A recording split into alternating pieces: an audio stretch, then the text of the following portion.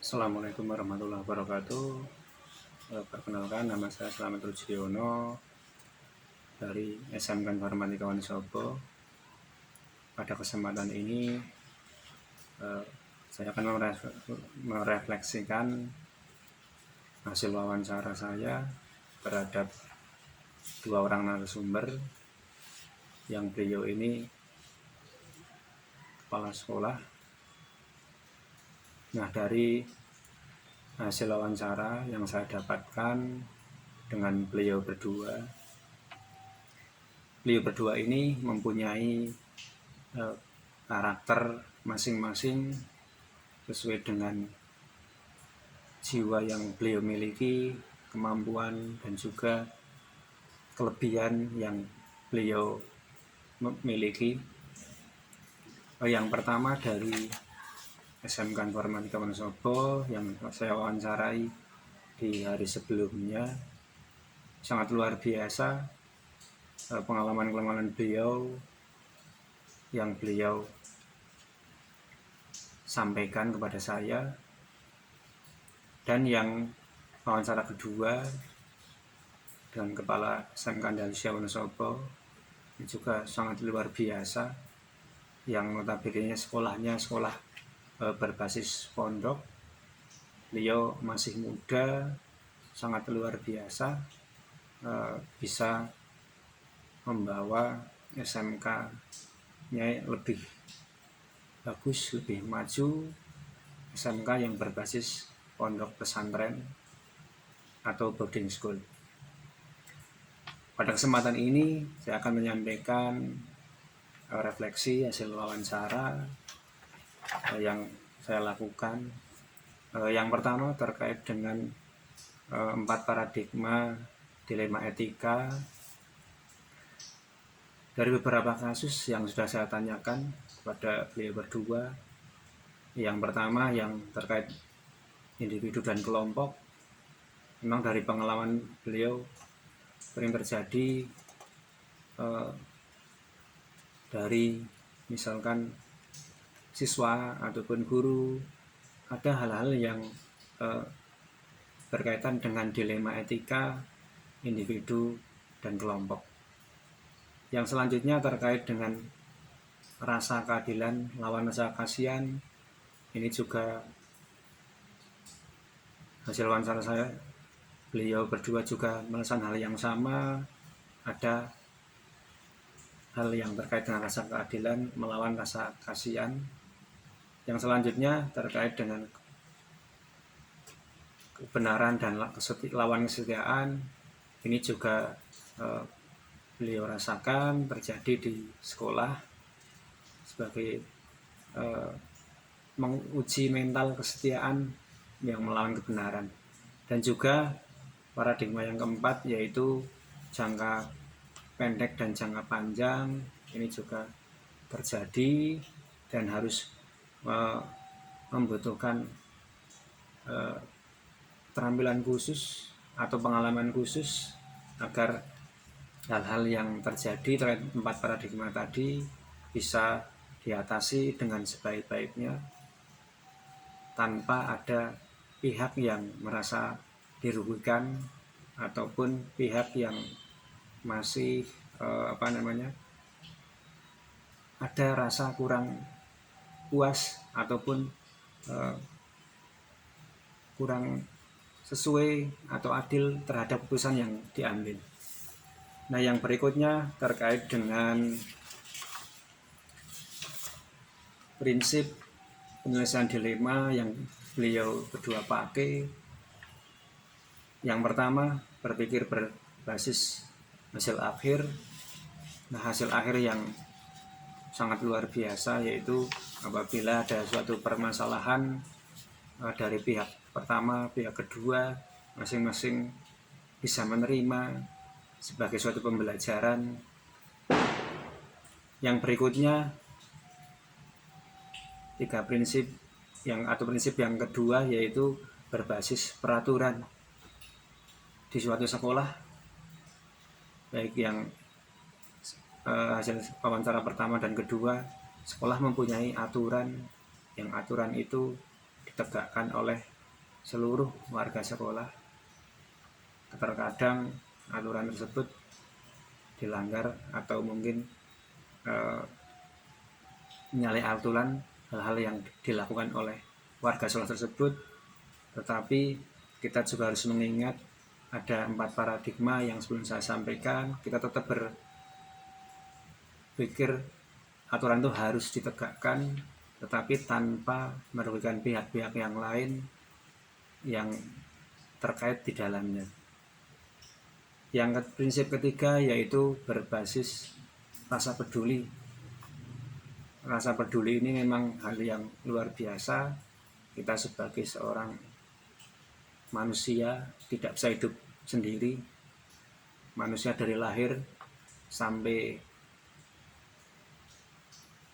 ke liang lahat atau batas usianya yang oleh Allah yang menakdirkan, saya yakin manusia membutuhkan orang lain, sehingga rasa peduli ini hal yang mendasar bagi seorang manusia. Tetapi juga kita harus mengingat prinsip yang lain, yaitu hasil akhir dan peraturan juga harus tetap kita tegakkan agar semua pihak atau warga sekolah bisa menerima keputusan tersebut. Yang selanjutnya terkait dengan konsep pengambilan keputusan atau 9 langkah. Ini hal yang perlu sekali seorang pemimpin ataupun calon pemimpin menggunakan panduan tersebut, karena dari yang pertama mengenai nilai-nilai yang saling bertentangan itu hal yang luar biasa. Kita harus tahu mana masalahnya, siapa yang terlibat, terkait norma sosial, moral, siapa yang salah, siapa yang benar. Itu juga perlu kita detailkan, kita gali. Jangan sampai ada yang salah malah dibetulkan, atau kebalikan, yang betul malah dibenarkan. Yang saya ulangi, yang salah dibenarkan atau yang benar disalahkan. Jangan sampai hal itu terjadi, karena hal yang luar biasa apabila sampai hal itu terjadi. Secara beban moral itu juga akan sampai ke orang tersebut. Yang kedua, situasi yang dan siapa yang terlibat dalam situasi tersebut. Nah, kita juga perlu menyadari apakah orang itu lebih tua dari kita, apakah lebih muda, atau teman sejawat, atau dengan orang yang harusnya kita hormati, sehingga kita betul-betul tahu siapa yang terlibat dalam situasi tersebut. Kemudian fakta-fakta yang ada ini juga perlu kita gali, kita cari siapa, kapan, dan bagaimana peristiwa terjadi. Kita gali terus, karena hal ini luar biasa yang nantinya kita akan tahu benar-benar terkait dengan peristiwa tersebut. Kemudian terkait dengan langkah selanjutnya, yaitu pengujian benar salah. Ini hal yang luar biasa, ada uji legal.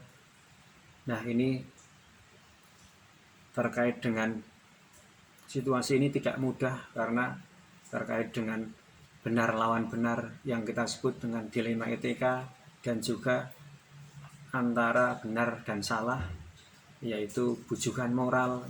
Ini tidak mudah keputusan yang kita ambil. Selanjutnya uji regulasi. Nah, ini terkait dengan situasi yang dihadapi, terkait dengan hukum yang berlaku, khususnya kita di sekolah, yaitu ada kode etik sekolah. Bagaimana kita dengan kode etik seorang guru terhadap siswa, ini juga perlu kita pahami.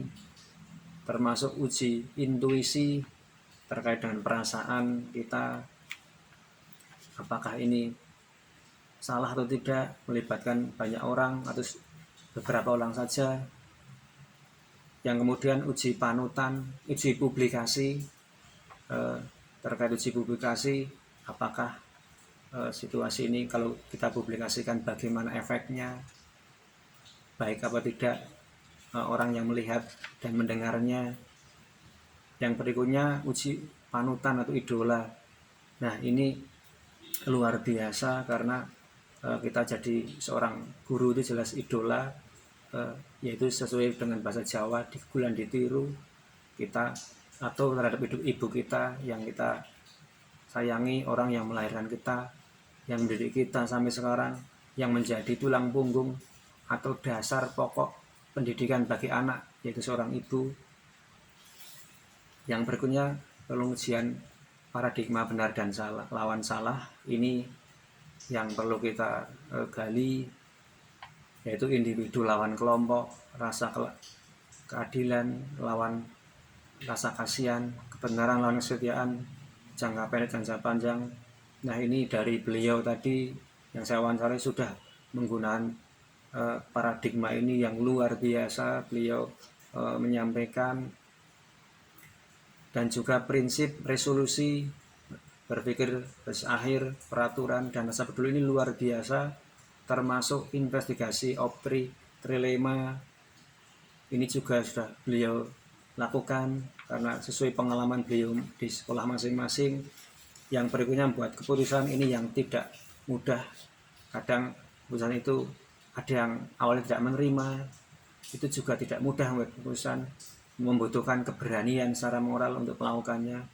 Dan yang terakhir langkah 9, dilihat lagi keputusan dan direfleksikan apakah keputusan yang kita ambil itu sudah baik untuk semua atau belum, atau masih ada yang mengganjal di hati orang tersebut. Nah ini bisa kita ambil pelajaran untuk kasus-kasus selanjutnya, kita jadikan acuan atau referensi ya, sehingga dalam pengambilan keputusan kita tetap mempertimbangkan atau mengacu dari filosofi Ki Hajar Dewantara. Tetap kita harus jadikan dasar karena beliau yang luar biasa untuk perkembangan kita sebagai guru. Filosofi Pratap Triloka, yaitu yang digagas oleh Ki Hajar Dewantara, yang dikenal dengan semboyan ing ngarsa sungtulodo ing madya mawon karsa tuturi handayani. Artinya guru sebagai yang di depan memberi teladan, di tengah membangun motivasi dan memberikan dorongan, kemudian yang di belakang memberi dukungan. Nah ini kita sebagai pendidik yang luar biasa, yang senantiasa menuntun siswa, menggali potensi, mengarahkan dan memberikan dorongan kepada anak agar berkembang. Jangan kita lupakan karena ini hal luar biasa yang perlu kita tiru sebagai generasi muda, apalagi sebagai calon-calon pemimpin bangsa. Demikian yang dapat saya sampaikan. Terima kasih. Mohon maaf banyak sekali kekurangan dan kekeliruan.